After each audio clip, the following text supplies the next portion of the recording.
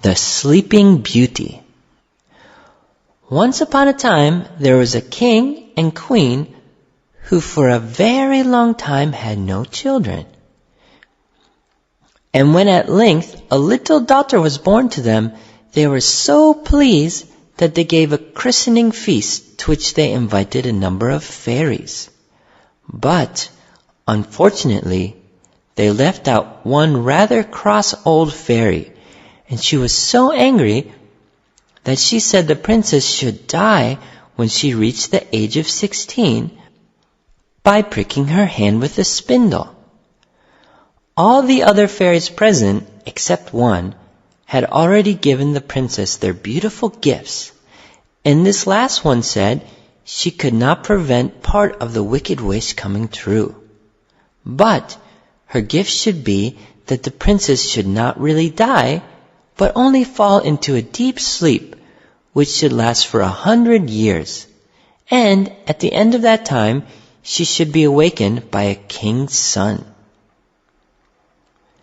It all happened as the fairies had predicted. When the princess was 16 years old, she saw an old woman spinning and took the spindle from her to try this strange new work.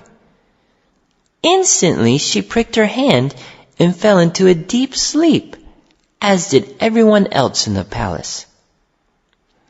There she lay in a bower of roses, year after year, and the hedge round the palace garden grew so tall and thick that at last you could not have told that there was a castle at all.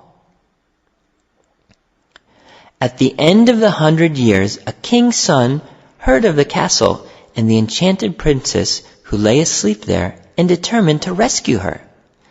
So he cut his way through the thick prickly hedge, and at length he came to the princess. When he saw how lonely and how sweet she looked, he fell in love with her, and stooping, kissed her lips. At once she awoke, and with her the king and queen and all the courtiers, who had fallen asleep at the time. As the princess was as much taken with the prince's appearance as he was with hers, they decided to be married.